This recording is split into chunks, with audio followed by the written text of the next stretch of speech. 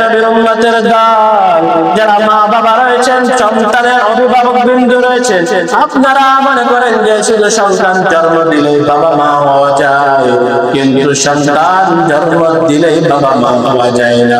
এই সন্তান দুনিয়াতে আসার পর তার সুন্দর একটা নাম রাখতে হবে, সন্তানকে সুন্দরভাবে ইসলামের উপর পরিচালিত করতে হবে, সন্তানকে দ্বীন শিক্ষা দিতে হবে, ইসলাম শিক্ষা দিতে হবে। আর যদি সন্তানকে যদি আপনারা ইসলাম দ্বীন শিক্ষা না দেন, যদি সন্তান যদি বিভিন্ন খারাপ কাজে লিপ্ত হয়ে যায়, বিভিন্ন আড্ডাখানায় গিয়ে যদি খারাপ হয়ে যায়, কালকে আমাদের মাঠে আপনি অভিভাবক হিসাবে আপনাকে আপনার সন্তান আপনার বিরুদ্ধে আল্লাহর কাছে নালিশ করবে, তখন বলবে আল্লাহ আমরা দুনিয়াতে খারাপ কাজ করেছি, কিন্তু আমাদের মা বাবা আমাদেরকে বাধা দেয় নাই, আমরা বিভিন্ন খারাপ মহিলাদের ধরে ধরে রাস্তাঘাটে চলাফেরা করেছি, আমার মা বাবা দেখেছে, এরপর আমাদেরকে বাধা দেয় নাই, আমরা মোবাইলে বিভিন্ন খারাপ ভিডিও দেখেছি, আমার বাবা মা দেখেছে, আমাদেরকে কি করে নাই, বাধা দেয় নাই। কিভাবে বাধা দিবে? সরকার সমাজের মা বোনরা তাদের নিজের কন্যা সন্তানদেরকে নিয়ে, তাদের নিজের সন্তানদেরকে নিয়ে বিভিন্ন সিনেমা হল দেখে, একই সাথে বসে মোবাইলের ভিতরে বিভিন্ন সিনেমা দেখে একসাথে বসে, তাহলে ওই মা বাবা কিভাবে আমার সন্তানকে দুনিয়া দ্বীন শিক্ষা দিবে, দুনিয়া থেকে বিমুখ করবে? এর নবীর উম্মতের দল, ওই যে কিয়ামতের মাঠে সন্তান বলবে আল্লাহ আমরা দুনিয়াতে আমাদের মা বাবা আমাদেরকে দ্বীন শিক্ষা দেয় নাই, আমাদেরকে কোরআন শিখায় নাই, আমাদেরকে নামাজের জন্য বলে নাই, আমরা রোজা রাখি নাই, আমাদেরকে রোজা রাখার জন্য বলে নাই, আমরা খারাপ কাজ করেছি, আমাদেরকে বাধা প্রদান করে নাই। আজকে এদেরকে ধরো, এদেরকে নিচে ফিসে ফেলো, কারণ এদের জন্যই আজকে আমরা জাহান্নামী হয়ে গিয়েছি। তখন আপনারা সন্তানের অভিভাবক বিন্দু যারা আছেন, তাহলে আপনারা কিভাবে ছাড় পাবেন? এটা নবীর উম্মতের দল, এই দুনিয়াতে সন্তানদেরকে দ্বীন শিক্ষা দিতে হবে, সন্তানকে কোরআন শিক্ষা দিতে হবে, সন্তানকে 5 ওয়াক্ত নামাজ বানিয়ে ফেলতে হবে। এটা নবীর উম্মতের দল, এবং সন্তান দুনিয়াতে তৈরি করে যেতে হবে, যে সন্তানটা আপনি দুনিয়া থেকে বিদায় নেওয়ার পর কমপক্ষে যেন নামাজ, 2 রাকাত নামাজ পড়ে আপনার জন্য দোয়া করতে পারে, রব্বির রহমহুমা কামা রব্বায়ানি সগীরা, খিদমতে দার পেদার কোন সব শান, তাকে বাসি দর্দ আলম নে বুলাদ, মাহবুব তো শাহজাহান কাবিল তো বহুত है, माक़बूल तो है शाहजहां काबिल तो बहुत है, ऐना के मनंदे तो नहीं दिल तो बहुत है, ऐना के मनंदे तो नहीं दिल तो बहुत है।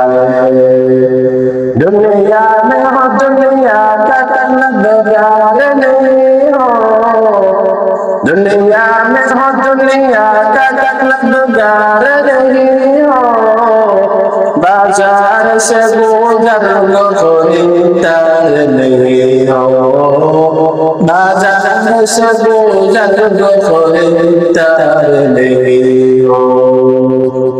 अल्हम्दुलिल्लाह,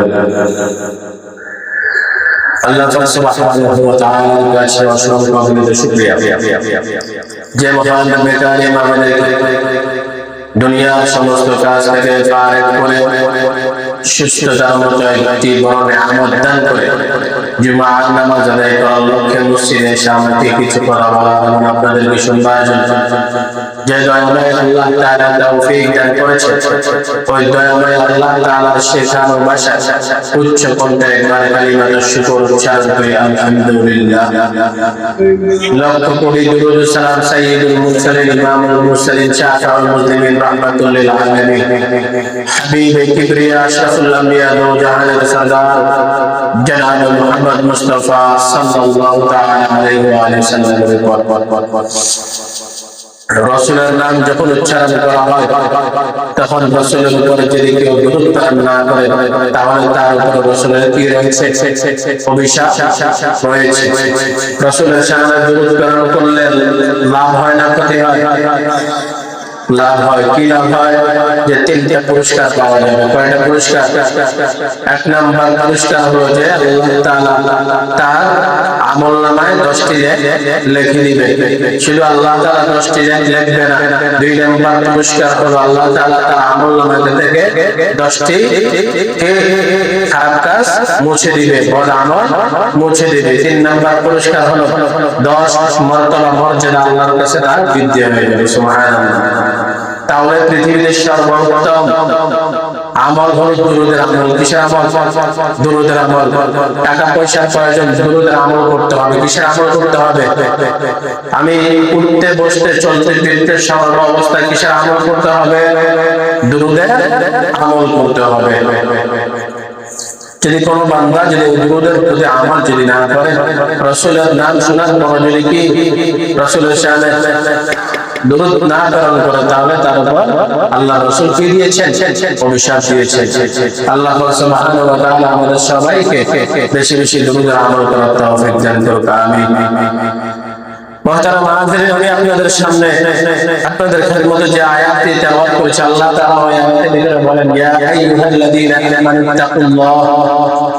হে দুনিয়ার বান্দা বান্দীগণ, তোমরা আমি রবকে কি করো? ভয় করো। ওয়ালতানজুর নাফসুম মা কদ্দামাত লিগাদিন। এবং তোমরা তোমাদের সামনের জীবনের জন্য কি সঞ্চয় করেছো এগুলো চিন্তা করো, ফিকির করো। ওয়াত্তাকুল্লাহ। আবার আল্লাহ তাআলা বলেছেন তোমরা আমি আল্লাহকে কি করো? ভয় করো। ইন্নাল্লাহা খাবীরুম বিমা তা'মালুন। নিশ্চয়ই আমি আল্লাহ তাআলা তোমাদের গোপনীয় যত কিছু রয়েছে সবকিছু আমি আল্লাহ তাআলা কি জানি। রাসূলুল্লাহ সাল্লাল্লাহু তাআলা আলাইহি ওয়াসাল্লাম হাদিসের ভিতরে বলেন, দুনিয়া রাসূলুল্লাহ খাতিয়া। দুনিয়ার মহব্বত হলো সমস্ত গুনাহের মূল। এই হলো আয়াত এবং হাদিসের সংক্ষিপ্ত তরজমা। এবার কিছু অনুবাদ। মেরে মুহতারাম হাজিরিন, আমরা যে মাসে উপনীত হয়েছি আরবি মাস হলো রজব মাস। কি মাস? রজবের আজকে 26 তারিখ। এই রজবের 26 তারিখ দিবাগত রাতে আমাদের সমাজের ভিতরে কিছু কিছু মসজিদে কিছু কিছু জায়গায়, ক্ষেত্র বিশেষ কিছু জায়গায় তারা মনে করে যে আজকে শবে মেরাজ। কি শবে মেরাজ? অর্থাৎ আল্লাহ রাসূল সাল্লাল্লাহু তাআলা আলাইহি ওয়াসাল্লাম যে মেরাজে গমন করেছেন, মনে করে যে আজকে কি শবে মেরাজ। তবে কোন হাদিস এবং কোরআনের কোথাও এটা প্রমাণ নাই যে 26 তারিখই মেরাজ হয়েছে। হ্যাঁ, রজব মাসে কি হয়েছে? মেরাজ, রাসূলের মেরাজ হয়েছে। মেরাজ এটা হলো আরবি শব্দ। কি মেরাজ? শব্দ রাত্রি। মেরাজ তো উদ্যমন। কি তার অর্থ কি দাঁড়ায়? যে রাত্রে উদ্যমন। অর্থাৎ আল্লাহ তাআলা তার বন্ধুকে কোথায় নিয়ে গিয়েছেন? আরশে আজিমে নিয়ে গিয়েছেন। কিসের জন্য? মেরাজের উদ্দেশ্যে। আল্লাহ তাআলা নিদর্শনগুলো দেখিয়ে দিয়েছেন। আল্লাহ তাআলা কোরআন কারীমের ভিতরে বলেছেন, সুবহানাল্লাযী আসরা বিআবদিহি লাইলান মিনাল মাসজিদিল হারাম ইলাল মাসজিদিল আকসা আল্লাযী বারাকনা হাওলাহু লিনুরিয়াহু মিন আয়াতিনা ইন্নাহু হুয়াস সামিউল বাসীর। আমি আমার বন্ধুকে আমার সমস্ত কি দিক নির্দেশনা, আমার যে আলামতগুলো রয়েছে এগুলো দেখানোর জন্য কি করেছি? মেরাজে গমন করিয়েছি। তাহলে এই মেরাজের উদ্দেশ্যে আমাদের কিছু মসজিদে কিছু এলাকায় দেখবেন মাহফিল হয়। কিসের মাহফিল হয়? শুধু জিলাপি খাওয়ার জন্য মাহফিল হয়, বিরিয়ানি খাওয়ার জন্য মাহফিল হয়। এরপর কিছু কিছু ইবাদত দেখায় তারা। কিন্তু এই শবে মেরাজ উপলক্ষে নির্দিষ্ট হাদিস এবং কোরআন দ্বারা কোনো কি নাই, কোনো আমল বা ইবাদত করতে হবে এটা কোনো কি নাই, প্রমাণ নাই। হ্যাঁ, তবে করাটা উত্তম, করাটা উত্তম। এই সময় আমাদের জন্য আল্লাহ রাসূলের মাধ্যমে কি দিয়েছেন? নামাজ। এই যে আমরা 5 ওয়াক্ত নামাজ পড়তেছি, এটা আমাদেরকে কি দিয়েছিলেন? আল্লাহ তাআলা হাদিয়া হিসেবে দিয়েছিলেন। মেরে মুহতারাম হাজিরিন, তাহলে এই যে আমরা চিল্লি ফালাফালি করে যে শবে মেরাজ নিয়ে আমরা কি বিভিন্ন অনুষ্ঠান করে, বিভিন্ন আয় হুতাশ করে, তাহলে এটা শরীয়ত সম্মত না। হ্যাঁ, আপনি ইবাদত করেন, আপনি রোজা রাখেন, নফল নামাজ পড়েন, বেশি বেশি নফল রোজা রাখেন। কারণ আম্মা জান আয়েশা সিদ্দিকা রাদিয়াল্লাহু তাআলা আনহা বলেছেন যে আল্লাহ রাসূল সাল্লাল্লাহু তাআলা আলাইহি ওয়াসাল্লাম যখন রজব মাস চলে আসতেন তখন থেকে তিনি রোজা রাখার কি করতেন আরম্ভ করতেন। কারণ রজবের পরে কি শাবান, শাবানের পরে কি রমজান অতি সন্নিকট, এই জন্য আগে থেকে প্রস্তুতি গ্রহণ করার জন্য তিনি ঘন ঘন কি করতেন নফল রোজা রাখতেন, রজব থেকে শুরু করে দিতেন। এই রজব মাসে আরো একটি দোয়া আছে যেটা আমরা বেশি বেশি পড়ব, এটা হলো কি আল্লাহুম্মা বারিক লানা ফি রজব ওয়া শাবান ওয়া বাল্লিগনা রমাদান। এই দোয়াটি আমরা কি করব বেশি বেশি পড়ব এবং কি দোয়াটি বেশি বেশি মানুষকে পড়ার জন্য উৎসাহিত করব। আল্লাহ সুবহানাহু ওয়া তাআলা আমাদের সবাই মেরাজের যে নির্দেশনাগুলো এগুলো মানার তৌফিক দান করুন। মেরে মোহতারাম হাজিরিন, আমি যে আয়াতটি পড়েছি আল্লাহ তাআলা তার বান্দাদেরকে ডাক দিয়ে বলতেছেন, হে বান্দা তোমরা আমি আল্লাহকে কি করো ভয় করো। ইয়া আইয়ুহাল্লাযীনা আমানু তাকুল্লাহ, ইয়া আইয়ুহাল্লাযীনা আমানু তাকুল্লাহ ওয়াল তানজুর নাফসুম মা قدمت لغد واتقوا الله إن الله خبير بما تعملون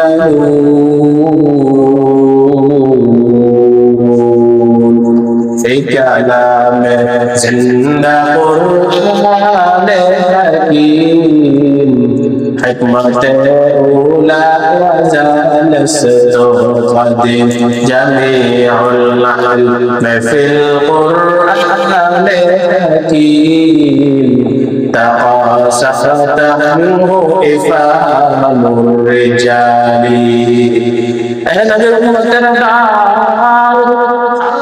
সুবহানাহু ওয়া তাআলা বান্দাদেরকে বারবার কোরআনের প্রত্যেকটা জায়গায় বারবার বলতেছেন, বান্দা তোমরা আমি আল্লাহকে ভয় করো, কত কতই ভয় করার মতো ভয় করো, কারণ তোমরা আমি আল্লাহ তাআলাকে ভয় করা ছাড়া বাঁচতে পারবা না। বান্দা তোমাদেরকে দুনিয়াতে পাঠিয়েছি একমাত্র আমার ইবাদত বندگی করার জন্য। বান্দা তুমি আজকে দুনিয়ার মায়ায় পড়ে, দুনিয়ার মহব্বতে পড়ে আজকে তোমরা আমি আল্লাহকে ভুলে গিয়েছো, আমি আল্লাহকে ভয় করো না। বান্দা আমার বন্ধু রাহমাতুল লিল আলামিন হাদিস শরীফের ভিতরে বলেন, হুব্বুদ দুনিয়া সুকুল্লি খাতিয়া, দুনিয়ার মহব্বত সমস্ত কি গুনাহের মূল। এই যে দুনিয়ার মহব্বত আমাদের অন্তরে ঢুকে গিয়েছে, যতই মানুষকে দেখবেন উশৃঙ্খল ভাবে চলাফেরা করে, আমি হুজুরও যদি উশৃঙ্খল ভাবে চলাফেরা করি তখন বুঝবেন যে আমার ভিতরে দুনিয়ার কি ঢুকে গিয়েছে, লোভ লালসা ঢুকে গিয়েছে। দুনিয়ার লোভ, এই লোভ হলো তিন ধরনের। কি কয় ধরনের? তিন ধরনের লোভ। এক নাম্বার হলো ক্ষমতার চেয়ারের লোভ। কিসের লোভ? ক্ষমতার চেয়ারের লোভ। দুই নাম্বার হলো টাকার লোভ, সম্পদের লোভ। তিন নাম্বার হলো যৌবনের লোভ। এর নবী উম্মতের দাবি আল্লাহ তাআলা পাঠিয়েছেন দুনিয়াতে কয়দিন আর থাকবো, দুনিয়াতে থেকে ইবাদত করে দুনিয়া থেকে চলে যেতে হবে।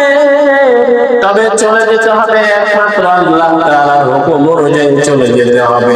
যদি আল্লাহর হুকুম না মেনে যদি চলে যায় তাহলে আল্লাহ তাআলার কোনো সুপারিশ পাওয়া যাবে কি যাবে না? যাবে না। এর নবীর উম্মতের দল, তাহলে সর্ব অবস্থায় কাকে ভয় করতে হবে? সর্ব অবস্থায় কাকে ভয় করতে হবে? আল্লাহকে ভয় করতে হবে। আজকে আমাদের অন্তরের ভিতরে রব্বে কারিমের ভয় নাই। যদি আজকে রব্বে কারিমের ভয় যদি আমাদের অন্তরে থাকতো তাহলে আমরা অন্যায়ভাবে অন্যকে হত্যা করতে পারতাম না, অন্যায়ভাবে অন্যের হক নষ্ট করতে পারতাম না। আজকে যদি আমরা আমাদের অন্তরে রব্বে কারিমের ভয় যদি থাকতো বিভিন্ন রাস্তাঘাটে গান বাদ্য চালাইয়া ঘুরতে পারতাম না, নারী পুরুষ একসাথে হয়ে আমরা চলাফেরা করতে পারতাম না। এর নবী উম্মতের দল, আজকে যদি আমাদের অন্তরে রব্বে কারিমের ভয় থাকতো, তাহলে এই যে বিভিন্ন বেহায়াপনার ভিতরে আমরা যেতে পারতাম না, কারণ আমরা তো মুসলমান। আল্লাহ নবী রাহমাতুল লিল আলামিন কাল কিয়ামতের মাঠে আল্লাহর কাছে অন্তর খুলে বলবে, এরাই হলো আমার উম্মত। আজকে ওই উম্মতরা কি করতেছে দুনিয়াতে? এই দুনিয়ার মহাব্বতে পড়ে, দুনিয়ার লোভ লালসায় পড়ে নারী পুরুষ এক হয়ে একই প্ল্যাটফর্মে চলে আসতেছে। আল্লাহ তাআলা বলেছে, বান্দা তোমরা কি করো? পর্দা করো। পর্দা তোমাদের উপর ফরজ করা হয়েছে। আজকে কোথায় পর্দা, কোথায় হক, কোথায় না হক, কোনটা হালাল কোনটা হারাম, আমরা কোনো কিছুর দ্বিধাবোধ করি না। আজকে যদি রব্বে কারিমকে যদি প্রকৃত পক্ষে যদি ভয় করতে পারতাম, আমরা 5 ওয়াক্ত নামাজ বাদ দিতে পারতাম না। আজকে মসজিদে নামাজ হয়, আমরা মুসলমানের ঘরের সন্তান বিভিন্ন মাইকে জোরে জোরে গান বাদ্য চালাইয়া রোড দিয়ে হাঁটে চলে যায় গাড়িতে করে। আজকে মসজিদে নামাজ হয়, মুসলমানের সন্তান বাইরে হাঁটাচলা করে। নবীর উম্মতের দল, তার মানে বোঝা যায় আপনাদের অন্তরে কি নাই, রব্বে কারিমের ভয় না। যদি ভয় করতে পারতাম তাহলে আমাদের দ্বারা কোনো গুনাহ হতো না, আমাদের দ্বারা কোনো খারাপ কাজ হতো না, আমরা মদ গাঞ্জা আড্ডাখানায় যেতে পারতাম না, আমরা বিভিন্ন বেহায়াপনা মেলার নামক জীবন না যে খারাপ কাজগুলো রয়েছে এগুলো আমরা যেতে পারতাম না। নবীর উম্মতের দল, তোমার কি একটু ভয় হয় না? মনে করতেছো এই দুনিয়াটাই দুনিয়া, আর তোমার কিচ্ছু নাই? এই দুনিয়াটা যারা মুমিন, যারা ঈমানদার মুসলমানদের জন্য হলো এই দুনিয়াটাকে কয়েকখানা। এই দুনিয়াটা মুসলমানদের জন্য কয়েকখানা, যারা বেঈমান কাফের তাদের জন্য হলো কি বেহেশতখানা। আদ-দুনিয়া সিজনুল মুমিন ওয়া জান্নাতুল কাফির। দুনিয়াটা হলো মুমিনের জন্য কয়েকখানা জেলখানা, আর যারা বেঈমান তাদের জন্য জান্নাত। তাহলে বেঈমানরা বিভিন্ন খারাপ কাজে লিপ্ত হবে। আমি মুসলমানের ঘরের সন্তান হইয়া কিভাবে আমি খারাপ কাজে লিপ্ত হই? আমাদের একটু লজ্জা থাকা দরকার ছিল। এর নবীর উম্মতের দল, এই ক্ষমতায় জিন্দেগিতে আইসা দুনিয়া লোভে পয়সা, টাকা পয়সার লোভে পড়ে, দুনিয়ার মায়ায় পড়ে আমরা যে মালিক আমাদেরকে সৃষ্টি করেছেন, যে রব্বে কারিম আমাদেরকে এই দুনিয়া নামক সুন্দর পৃথিবী উপহার দিয়েছেন, ওই রবকে আমরা ভুলে গিয়েছি। এর নবীর উম্মতের দল, আল্লাহ না করুক এই অবস্থায় যদি মরে যাও তোমার আবার কি হবে? এর নবীর উম্মতের দল, তাকায় দেখতেছো না এই যে আমাদের পৃথিবীর জমিনে বিভিন্ন বালা মুসিবত আসে, বিভিন্ন আযাব ও গজব আসে, এগুলো কিসের জন্য হয়? আমরা মনে করি শুধু আল্লাহ তাআলা আমাদেরকে নিজ থেকে দেয়, না না, কিন্তু এগুলো হলো আমাদের নিজের কামাই করা। এই যে আমরা বিভিন্ন খারাপ কাজ করি, যার কারণে আমাদের উপরে কি আসে? বিভিন্ন বালা মুসিবত আসে। এই যে আমাদের বিভিন্ন জায়গায় কি হয়? অগ্নিকাণ্ড হয়। গতকালকেও, গত কিছুদিন আগে যে জায়গায় নাঙ্গলকোটে এক জায়গায় আগুন ধরে গিয়েছিল, ওই জায়গায় আবারও গতকালকে কি হয়েছে? অগ্নিকাণ্ড হয়েছে। তাহলে এটা কিসের জন্য হচ্ছে? আমাদের খারাপ কাজের জন্য হচ্ছে। আল্লাহ তাআলা এই খারাপ কাজে যে বদলা এটা দুনিয়াতে দিয়ে দিচ্ছে। এর নবীর উম্মতের দল, আল্লাহ তাআলা এত কিছু দেখানোর পরও, এত কিছু দেখানোর পর, ভূমিকম্প দেওয়ার পর বান্দার অন্তরে কি হয় না? রব্বে কারিমের ভয় বান্দার অন্তরে আসে না। এর নবীর উম্মতের দল, যারা মা বাবা রয়েছেন, সন্তানের অভিভাবক বিন্দু রয়েছেন, আপনারা মনে করেন যে শুধু সন্তান জন্ম দিলেই বাবা মা হওয়া যায়, কিন্তু সন্তান জন্ম দিলেই বাবা মা হওয়া যায় না। এই সন্তান দুনিয়াতে আসার পর তার সুন্দর একটা নাম রাখতে হবে, সন্তানকে সুন্দরভাবে ইসলামের উপর পরিচালিত করতে হবে, সন্তানকে দ্বীন শিক্ষা দিতে হবে, ইসলাম শিক্ষা দিতে হবে। আর যদি সন্তানকে যদি আপনারা ইসলাম দ্বীন শিক্ষা না দেন, যদি সন্তান যদি বিভিন্ন খারাপ কাজে লিপ্ত হয়ে যায়, বিভিন্ন আড্ডাখানায় গিয়ে যদি খারাপ হয়ে যায়, কালকে আমাদের মাঠে আপনি অভিভাবক হিসাবে আপনাকে আপনার সন্তান আপনার বিরুদ্ধে আল্লাহর কাছে নালিশ করবে। তখন বলবে, আল্লাহ আমরা দুনিয়াতে খারাপ কাজ করেছি, কিন্তু আমাদের মা বাবা আমাদেরকে বাধা দেয় নাই। আমরা বিভিন্ন খারাপ মহিলাদের ধরে ধরে রাস্তাঘাটে চলাফেরা করেছি, আমার মা বাবা দেখেছে, এরপর আমাদেরকে বাধা দেয় নাই। আমরা মোবাইলের বিভিন্ন খারাপ ভিডিও দেখেছি, আমার বাবা মা দেখেছে, আমাদেরকে কি করে নাই, বাধা দেয় নাই। কিভাবে বাধা দিবে? সরকার সমাজের মা বোনরা তাদের নিজের কন্যা সন্তানদেরকে নিয়ে, তাদের নিজের সন্তানদেরকে নিয়ে বিভিন্ন সিনেমা হল দেখে, একই সাথে বসে মোবাইলের ভিতরে বিভিন্ন সিনেমা দেখে একসাথে বসে। তাহলে ওই মা বাবা কিভাবে আমার সন্তানকে দিন শিক্ষা দিবে, দুনিয়া থেকে বিমুখ করবে? এর নবীর উম্মতের দল ওই যে কিয়ামতের মাঠে সন্তান বলবে, আল্লাহ আমরা দুনিয়াতে আমাদের মা বাবা আমাদেরকে দিন শিক্ষা দেয় নাই, আমাদেরকে কোরআন শিখায় নাই, আমাদেরকে নামাজের জন্য বলে নাই, আমরা রোজা রাখি নাই, আমাদেরকে রোজা রাখার জন্য বলে নাই, আমরা খারাপ কাজ করেছি, আমাদেরকে বাধা প্রদান করে নাই। আজকে এদেরকে ধরো, এদেরকে নিচে পিষে ফেলো, কারণ এদের জন্যই আজকে আমরা জাহান্নামী হয়ে গিয়েছি। তখন আপনারা সন্তানের অভিভাবক বিন্দু যারা আছেন, তাহলে আপনারা কিভাবে ছাড় পাবেন? এর নবীর উম্মতের দল এই দুনিয়াতে সন্তানদেরকে ইলমের শিক্ষা দিতে হবে, সন্তানকে কোরআন শিক্ষা দিতে হবে, সন্তানকে 5 ওয়াক্ত নামাজ পড়িয়ে দিতে হবে। এর নবীর উম্মতের দল এমন সন্তান দুনিয়াতে তৈরি করে দিতে হবে, যে সন্তানটা আপনি দুনিয়া থেকে বিদায় নেওয়ার পর কমপক্ষে যেন নামাজ, 2 রাকাত নামাজ পড়ে আপনার জন্য দোয়া করতে পারে, রব্বির রহমহুমা কামা রব্বায়ানি সগীরা, খিদমতে দার পেদার কোন সব শান, তাকে বাসি দর্দ আলম নেগুনা। এর নবীর উম্মতের দল তাহলে সন্তানদেরকে কি শিক্ষা দিতে হবে? দিন শিক্ষা দিতে হবে।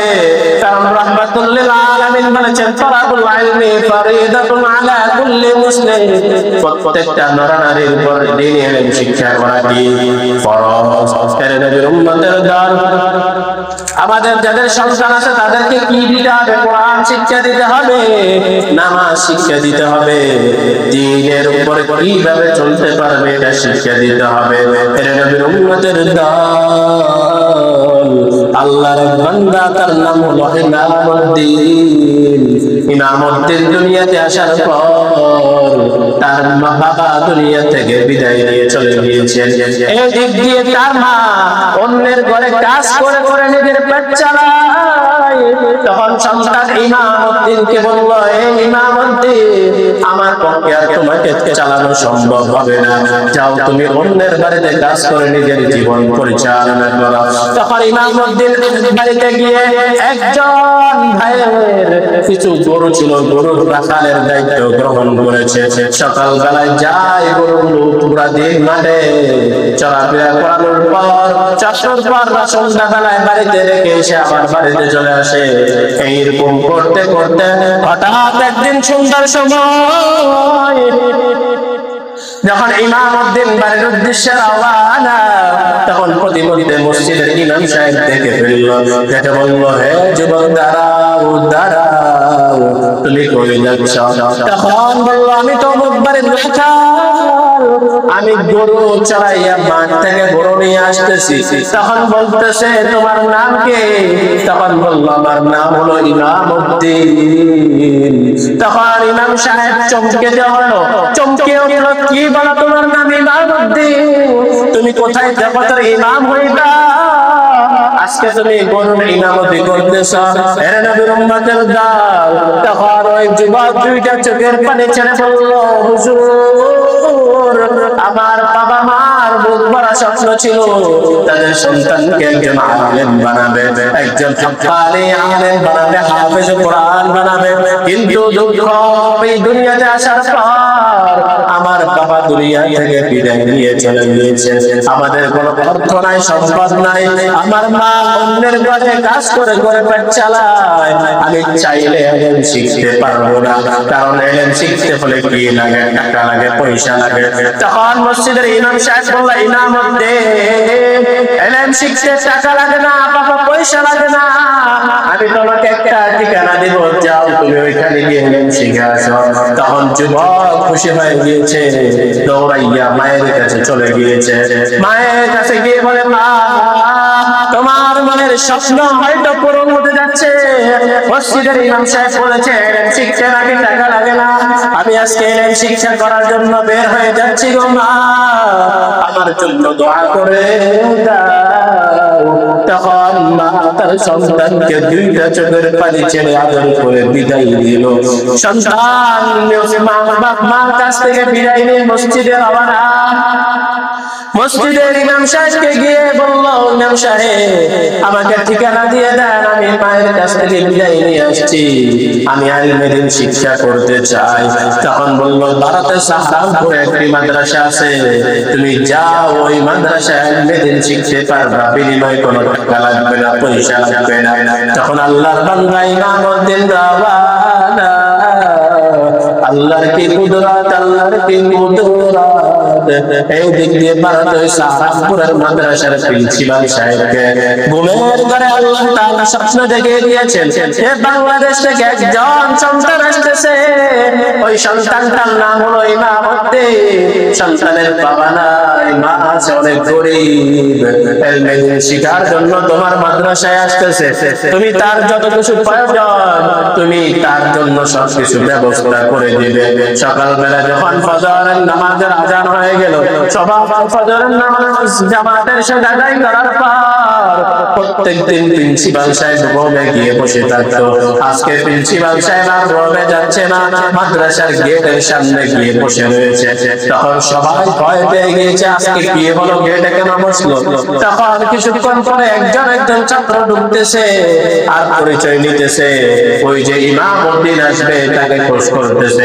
হঠাৎ করে দেখতেছে ওই যে পিছনে দেখা যায় বাংলাদেশ থেকে যে আসবে ইমামউদ্দিন।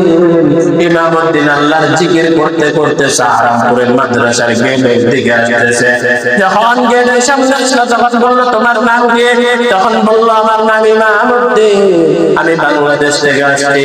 তখন বলল, আয় আয় আয় বাবা, আমার বুকে আয়, আল্লাহ আমাকে কঠিন পরীক্ষার ভিতরে পাঠাইছে, আয় আমার সাথে একসাথে নাস্তা কর, তারপরে তোর ইলমে দিন শিক্ষা করার যা কিছু প্রয়োজন আমি ব্যবস্থা করে দিব। তখন প্রিন্সিপালের সাথে ইমামউদ্দিন একসাথে নাস্তা করলো। করার পর তখন ইমামউদ্দিনকে প্রিন্সিপাল বলল যে আমার কিছু গরু আছে, এই গরুগুলো দেখাশোনা করবা, আমার মাদ্রাসায় পড়ালেখা করবা। তখন ইমামউদ্দিন আবার দুইটা চোখের পানি ছেড়ে দিল। এক গরুর রাখালগিরি চাইরা এখন আইসাকে আবার কি গরুর রাখালগিরি করবো নাকি? আল্লাহ আমার কপালে কি ইলমে দিন না, আমি কি একজন আলেম হতে পারবো না? তখন ইমামউদ্দিন এইভাবে পড়তে পড়তে ইলমে দিন শিখতেছে। হঠাৎ একদিন ইমামউদ্দিন পড়ার পিছনের একটা পৃষ্ঠা সুন্দরভাবে বুঝে নাই। ক্লাসের ভিতরে দেখবেন কিছু বড় বড় ছাত্র থাকে যারা বেশি জানে, তাকরার করায়। তখন তার বড় ভাইকে বলল, ভাই আমি পিছনের এক পৃষ্ঠা পড়া বুঝি নাই, আমাকে একটু সুন্দর করে বুঝাইয়া দেন। তখন ওই ভারতের যে মাদ্রাসার বড় ছাত্ররা তখন সে একটা উর্দুতে গালি দিল, আরে বাঙালি তেরে নসিব पर इल्म दिन नहीं है, तेरे नसीब पर शायद का गुरु चलाना है, তোমার নসিব তো ইলমে দিন নাই, তোমার নসিব আছে শুধু যে প্রিন্সিপালের কি করবা, শুধু গরু চড়াই না, গরু চড়াই না। তখন ইমামউদ্দিন আবার দুইটা চোখের পানি ছেড়ে দিয়ে রুমে চলে আসলো। রাত্রে বেলায় যখন ইমামউদ্দিন রুমের ভিতরে প্রবেশ করলো, প্রিন্সিপাল সাহেব তাকায় দেখতেছে ইমামউদ্দিনের চোখে দুইটা চোখের পানি। তখন বলল, ইমামউদ্দিন কি হয়েছে তোমার চোখে কেন পানি? তখন বলতেছে, না কিচ্ছু হয় নাই। তখন প্রিন্সিপাল বলল, তোমাকে বলতে বলেছি বলো। তখন ইমামউদ্দিন যখন ঘটনাটা বলল তখন প্রিন্সিপাল বলল যে আজকে আমি আর ঘুমাবো না, যাও ওযুর পানি নিয়ে আসো, তুমি ওযু করো। দুজন ওযু করে 2 রাকাত নফল নামাজ পড়লো। পরে বলতেছে, ওই যে তাক দেখা যায়, এই তাকের ভিতরে ক্লাস 1 থেকে দাওরা হাদিস পর্যন্ত প্রত্যেকটা কিতাব রয়েছে, তুমি প্রত্যেকটা কিতাব খুলে খুলে একটু একটু দেখো। এই দিক দিয়ে কিতাব খুলে ইমামউদ্দিন দেখতেছে, ওই দিক দিয়ে তার প্রিন্সিপাল ওস্তাদ নামাজে দাঁড়িয়ে দিয়েছে, পুরা রাত ইবাদত করেছে, আল্লাহর কাছে চোখের পানি ছেড়ে কান্নাকাটি করতেছে। সকাল বেলায় যখন ফজরের আযান হয়ে গিয়েছে, তখন বলল ইমামউদ্দিন কিতাব বন্ধ করে দাও। কিতাব বন্ধ করে মসজিদে চলে গিয়েছে, নামাজ পড়া শেষ। প্রতিদিন ছাত্রদেরকে নিয়ে প্রিন্সিপাল একটু বসতো, কথা বলতো। আজকে আর বসে নাই, আজকে সোজা রুমে চলে গিয়েছে। ইমামউদ্দিনকে জিজ্ঞাসা করলো সবকিছু দেখা হয়েছে নাকি? তখন বলল না, আর একটু বাকি আছে। তখন ইমামউদ্দিন বাকি অংশগুলো দেখেছে। এই দিক দিয়ে প্রিন্সিপাল আবার আল্লাহর কাছে চোখের পানি ছেড়ে দোয়া করেছে। কিছুক্ষণ পর যখন ক্লাসের সময় হয়ে গিয়েছে, তখন প্রিন্সিপাল সাহেব বলল ইমামউদ্দিন এদিকে আয়। আসার পর বলল তুমি আমার জামাটা তোমার গায়ে পরাও, আমার পাগড়িটা তোমার মাথায় নাও। আমি যে কিতাব দিয়ে দরজ দিব ওই কিতাবটা তোমার পকেটে দিয়ে তুমি আজকে দরজ দাও। তখন ইমামউদ্দিন আশ্চর্য হয়ে গেল যে আমি পিছনের পৃষ্ঠার সবক পারি না, আজকে কিভাবে আমি সামনের সবক দিব? আমার পক্ষে সম্ভব না। তখন ওস্তাদ বলল তোমাকে আমি যেতে বলেছি, তুমি যাও, বাকিটা দেখবে কে? আল্লাহ। তখন ইমামউদ্দিন ওস্তাদের জামা গায়ে দিয়েছে, ওস্তাদের পাগড়ি মাথায় দিয়ে, ওস্তাদের কিতাব দিয়ে পাও পাও করে হেঁটে হেঁটে যাচ্ছে কোথায়? দরস দেওয়ার উদ্দেশ্যে। এই দিক দিয়ে ওই যে ছাত্ররা গালি দিয়েছে, ওই ছাত্ররা তাকায় দেখতেছে কি রে, গতকালকে যাকে গালি দিয়েছে আজকে তার মাথায় ওস্তাদের পাগড়ি আর গায়ে ওস্তাদের জামা। তখন ক্লাসে গিয়ে দেখতেছে ওই ছাত্রটা যায় ওস্তাদের জায়গায় বসে গিয়েছে। তখন তাদের মাথা গরম হয়ে গিয়েছে যে গাদা যে ছিল গরু চড়া রাখালগিরি করে, এই ছাত্রটা কেন এখানে বসেছে? তখন সবাই চুপ হয়ে গিয়েছে। ওস্তাদ যেহেতু পাঠিয়েছে নিশ্চয়ই কোনো কারণ বশতই পাঠিয়েছে। তখন ইমামউদ্দিন বিসমিল্লাহ বলে যখন কিতাবটা করে দরজ দিল, দরজ দেওয়া শেষ, কিতাব বন্ধ করে রুমে চলে আসলো। পরের দিন সকাল বেলায় ছাত্ররা সবাই রুমে আইসা ওস্তাদের পায়ে হাত দিয়ে ক্ষমা নিল। বলল ওস্তাদ আমরা ভুল করেছি, আমাদেরকে ক্ষমা করে দেন। আমরা জেনেছি যে আজকে যে ইমামউদ্দিন আমাদেরকে যেভাবে ক্লাস দিয়েছে আপনার থেকে ভালো বুঝিয়েছে ইমামউদ্দিন। মেরে মুহতারাম হাজিরিন, এইজন্য আমরা ইলমে দ্বীন শিখতে হবে। কি শিখতে হবে? ইলমে দ্বীন শিখতে হবে। কখনো কাউকে ছোট মনে করা যাবে না। সর্ব অবস্থায় মানুষকে সম্মানের সহিত দেখতে হবে। আপনি আজকে মনে করতেছেন যে আমি একটু ক্ষমতাশীল, বাহাদুর, আমি অনেক পাওয়ারফুল লোক, আমার অনেক ইলম আছে, কিন্তু না, আপনার উপর ইলম আছে, ইলমওয়ালা আরো আছে। বাপের উপর কি থাকে? বাপ থাকে। এজন্য কাউকে কি মনে করা যাবে না, ছোট মনে করা যাবে না। আর যেহেতু সামনে আমাদের রমজান অতি সন্নিকটে, রজব মাস চলতেছে, সামনে শাবান মাস আসতেছে, আর বেশি দেরি নেই, রমজান চলে আসতেছে। বলা হয় যে রজব হলো এটা আল্লাহ তাআলার মাস। এটা কার মাস? আল্লাহ তাআলার মাস। আর শাবান হলো এটা রাহমাতুল লিল আলামিন বলে যে এটা আমার মাস। আর রমজান হলো এটা আমার উম্মতের মাস। কারণ উম্মত এই ইবাদত, এই 30টা দিন এই রমজান মাসে যত খুশি তত কি করতে পারবে? ইবাদত করতে পারবে। এই জন্য আসুন আমরা এখন থেকে প্রস্তুতি গ্রহণ করতে হবে। কথা বলে লাভ নেই। মুসলমানকে যত বুঝে মুসলমানের কোনো কি আসে না, কাজে আসে না। দেখেন মুসলমানকে আজকে আমরা বলবো যে নামাজ পড়েন, নামাজ পড়েন, মসজিদ থেকে বাইর হবে, মুসলমানের অন্তরে মাথার ভিতরে আর এই নামাজের কথা থাকবে না। তখন থাকবে কোথায় চুরি করা যাবে, কোথায় মেলা হচ্ছে, কোথায় গান বাদ্য হচ্ছে। আফসোস মসজিদে মুসল্লির কোনো খবর নাই, বিভিন্ন গান বাদ্য হলে মুসলমানের কোনো অভাব পড়ে না। বিভিন্ন দূর থেকে গাড়ি ভাড়া করে প্রয়োজনে সম্ভব থাকলে হেলিকপ্টার ভাড়া করে আসতো। কিন্তু আজকে মসজিদে আযান হয়ে যাচ্ছে, মসজিদে মুসল্লিদের খবর নেই। কি জবাব দিব আমরা কিয়ামতের মাঠে? আল্লাহ আল্লাহ আমাদের সবাইকে হেফাজত করুক, সর্বপ্রথম আমাকে হেফাজত করুক। কি জবাব দেব আমরা? সর্বপ্রথম আমরা যারা ওলামায়ে কেরাম আছি, আমাদেরকে কালকে আমাদের প্রস্তাবিত হতে হবে। তোমার সামনে উম্মতরা কি করেছে, বিভিন্ন খারাপ কাজ করেছে, তুমি বাধা প্রদান করো না কেন? কি বলবো, আমাদের ওলামাই কেরামরাও এসব খারাপ কাজের ভিতরে লিপ্ত থাকে, থাকতো সাধারণ মানুষ। এজন্য আসুন এখন থেকে আমরা সজাগ হতে হবে, হুঁশিয়ার থাকতে হবে। যেভাবে আল্লাহ তাআলা চলতে বলেছেন রাহমাতুল লিল আলামিন, যেভাবে তার সুন্নাহ মোতাবেক আমাদেরকে চলতে বলেছেন, ওই সুন্নাহ মোতাবেক আমরা চলবো। এখন বেশি বেশি, যেহেতু এখন রজব মাস চলতেছে, এখন থেকে আমরা এই দোয়াটি বেশি বেশি বলবো যে আল্লাহুম্মা বারিক লানা ফি রজব ওয়া শাবান ওয়া বাল্লিগনা রমাদান। যে আল্লাহ আমাকে রজব এবং শাবানের কি দাও, বরকত দাও, এবং আমার হায়াতটাকে লম্বা করে রমজান পর্যন্ত কি করো, পৌঁছিয়ে দাও। এমন হতে পারে যে রমজান আসার আগে আমরা কি হয়ে যেতে পারি, দুনিয়া থেকে চলে যেতে পারি। এই রমজান মাস এত বরকতপূর্ণ মাস। যখন একজন বান্দা রোজা রাখে, রোজা রাখার পরে দিন শেষে যখন আপনি তাকে প্রশ্ন করবেন যে কেমন, দেখবেন ছোট ছোট বাচ্চারাও ঘরের ভিতরে কি রাখে, রোজা রাখে, তখন মা জিজ্ঞাসা করে কি রে বাবা কি অবস্থা লাগতেছে, খারাপ লাগতেছে? তখন বলছে না আমার ভালো লাগতেছে, একটা রোজা ফজিলত। আর সাধারণ দিনগুলোতে যদি আপনি সকালের নাস্তাটা খেতে যদি একটু লেট হয়, মাথা গরম হতে 2 মিনিট লাগে, 2 মিনিট লাগে না। কিন্তু রমজান মাসে পুরো দিন উপাস, এরপরও আমাদের মালুম হয় না যে আমরা উপাস, আমরা যে রোজা রাখতেছি মালুম হয় না। এটা আল্লাহ তাআলার প্রদত্ত একটা নিয়ামত।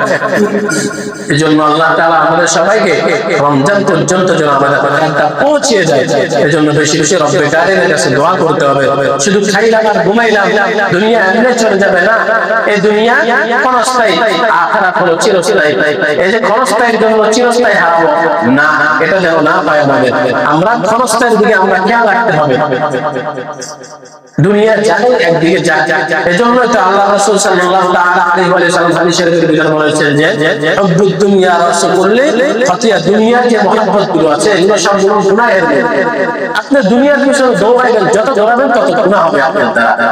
আর দুনিয়াতে যত বিমুখ হবেন ইনশাআল্লাহ আপনি গুনাহ থেকে বিরত থাকতে পারবেন। আল্লাহ সুবহানাহু ওয়া তাআলা যে সব ভাঙাচোরা কথা বলেছে সর্বপ্রথম আমাকে এবং আপনাদের আমল করার তৌফিক দান করুন। আমিন। ওয়া আখিরু দাওয়ানা আলহামদুলিল্লাহ।